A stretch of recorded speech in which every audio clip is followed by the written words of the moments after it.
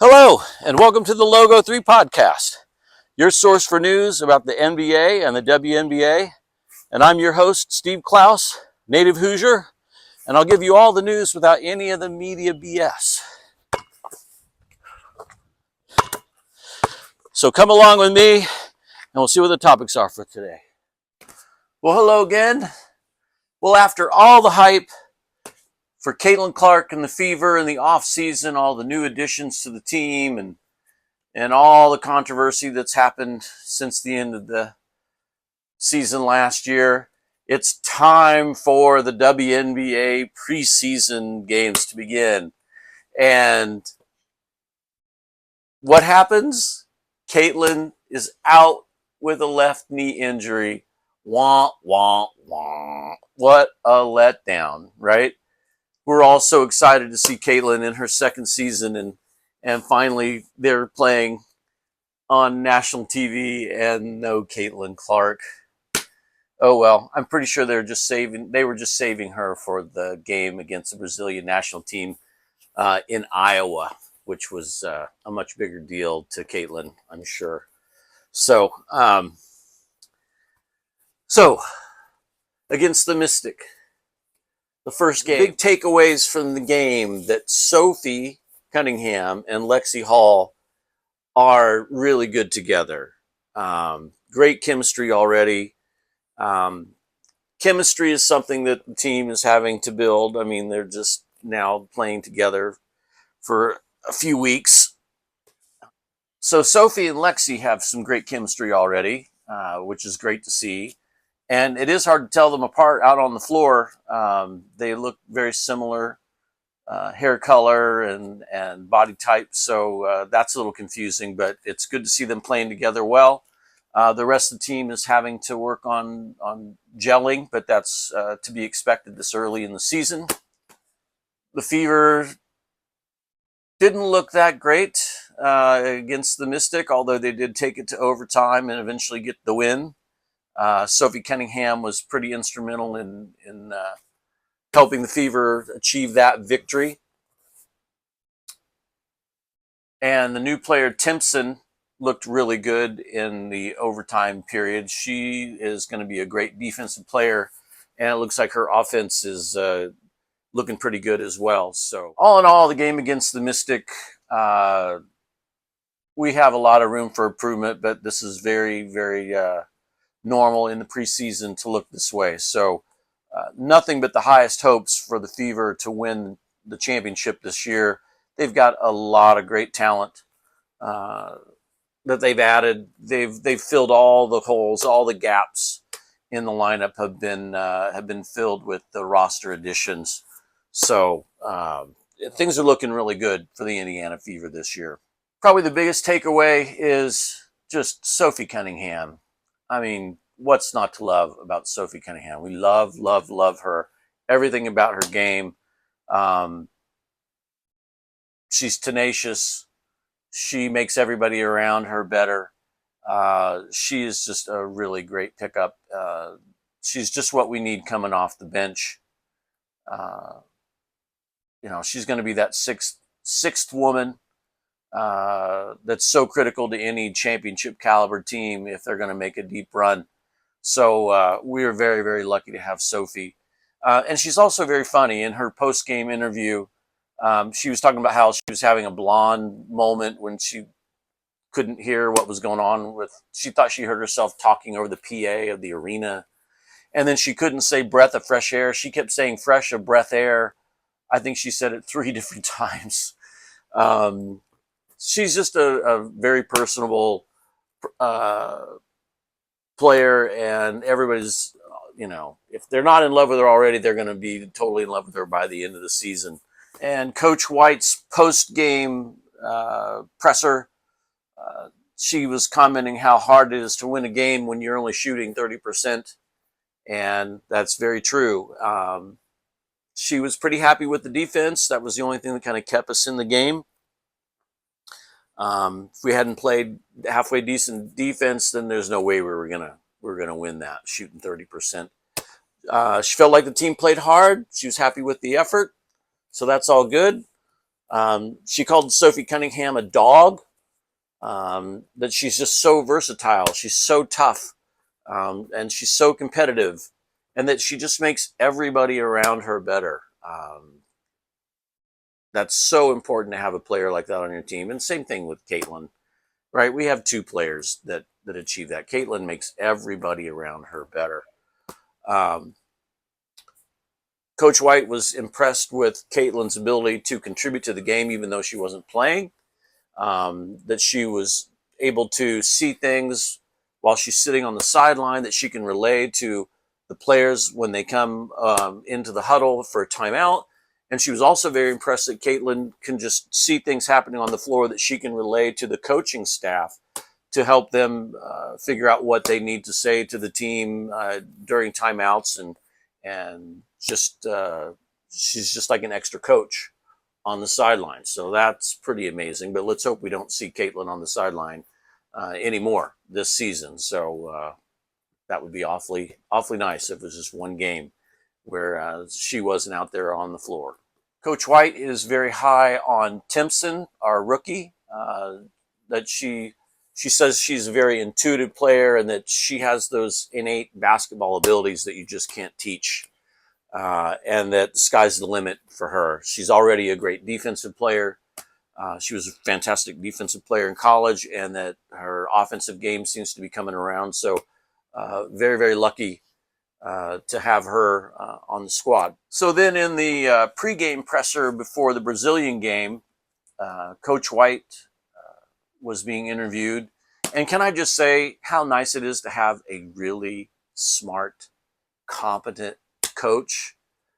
Christy Sides left a lot to be desired, and it is so nice that she has gone, bye-bye, we don't need you anymore. Coach White is the real deal, and she has such a history with the Fever. She's played for the Fever. She's coached the Fever before. She's here. She wants to win. She's hungry to get a championship. So hats off to Coach White and to the management of the Fever to get somebody in there that is a real coach. Coach White was talking about Caitlin's innate ability to know her self-awareness, that she needed to get stronger and have even more endurance for her second season. And so she hit the weight room, and she's in the best shape of her life, and it's going to pay dividends for Caitlin in all facets of the game, especially driving to the bucket. She'll be able to take contact, stay centered, stay balanced, and finish around the rim even better. She's been working on her mid-range game, change of speed, right? She's working on her change of speed and her cadence to throw the defenders off. And she's just working on the nuance of the game, right? She's just a smart player, and she knows that it's the little things that are going to continue to make her the best player that the WNBA has ever seen. And it's going to be a really fun season to watch. Coach White is really impressed with Caitlin's attention to detail. In practice, there's no wasted reps. She's just efficient, and she just knows how to help herself get better at the game of basketball. So the day after the game against the Mystic, the Fever head to Iowa. And it's a crazy scene in Iowa. I mean, people are tailgating. People are waiting hours and hours to get into the arena. I mean, it's just a commotion. Everybody is so excited to see Caitlin Clark back in uniform and playing in Iowa. So it was impressive that the average price, the average ticket to watch that game was $680. That is a WNBA record, and it's a preseason game. So the Caitlin Clark effect is in full effect, and it's only the preseason. So just wait for what's going to happen in the regular season. There were some really good glimpses in this game against Brazil where you could get a glimpse of things to come for the season. There was this one play in particular where Caitlin drives the baseline. She can't get a shot off. She does a sidearm pass over to the sideline, and then the ball just keeps working around the three-point line. It ends up It ends up in Sophie Cunningham's hands for an open 3-pointer, and she nails it. She gets fouled. She's, does the 4-point play. But it was just the ability of the Fever in the early stages of the preseason to just be able to whip the ball around and find the open shot. The ball is not sticking. You can tell that that's going to be one of the best attributes of this team. That and their ability to push the ball up on transition to get easy buckets. And what can we say? We've got the addition of Bonner, we've got Colson, we've got Sophie, and then we have Howard. And then there's also the rookie Timpson that they're very high on. So again, we've filled all the gaps. This roster is ready to compete for a championship. It's going to be exciting. And I do have to say, there were moments that looked like the old days of Caitlin's rookie season, where, especially the first half of the season, where she was making these incredible passes that should have become assists, but she makes the incredible pass, and then the players just miss the bunny or they mishandle it. There were a couple of those in this game, so it just brought back these bad memories from the rookie season. But these are the kinks that are going to get worked out as the season goes on. And of course, it's preseason, so it's just going to take a while. And in this game, actually the first two games, I would say Kelsey Mitchell, she looked okay. I'd say about average.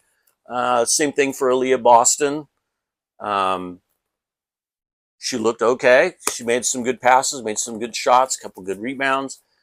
Very impressed with Lexi Hall. She just looks a lot more confident. She had some good drives to the bucket. She hit some critical 3-pointers. I think that the 3-on-3 over the winter that she played has also helped her confidence quite a bit. And then it's just really interesting to see how quickly Lexi Hall and Sophie Cunningham have developed this chemistry, and it's going to do nothing but get better as the season goes on. So it's going to be fun to see what these two are able to do. One of the best plays of the game against Brazil was Caitlin's ultra deep 3-pointer beyond her own little private logo. So the University of Iowa put a little logo on the floor that's Caitlin's number 22, and then it says Clark right below it. And it's right at the spot where she shot the 3-pointer to break the Division I scoring record in her senior year at Iowa. So they have this little logo, 22 Clark. And so during the game, Caitlin shoots from that same spot, only probably 2 feet deeper. It's probably a 36, 37 footer. And she nails a 3-pointer from there, and you could see the huge smile on her face as she's going up the sideline and cheering. That she had that on her mind and wanted to shoot from there and even shoot from further away than where she set the record. So that was a really fun moment during the game. And Caitlin, of course, sat out the fourth quarter. They were so far ahead of the Brazil team. I mean, they dominated the Brazil team in every facet of the game. I don't even remember how much they won by, but it was 50 points, maybe 60 points. So it was smart to rest Caitlin in the fourth quarter. No sense pushing her in her first preseason game, and no chance, smart to not take a chance on her getting injured. So dominating victory. It's going to be really fun to see the Fever play Chicago and Angel Reese this weekend. So we're off to a good start. It's going to be an interesting season, and we'll see you before the Chicago game.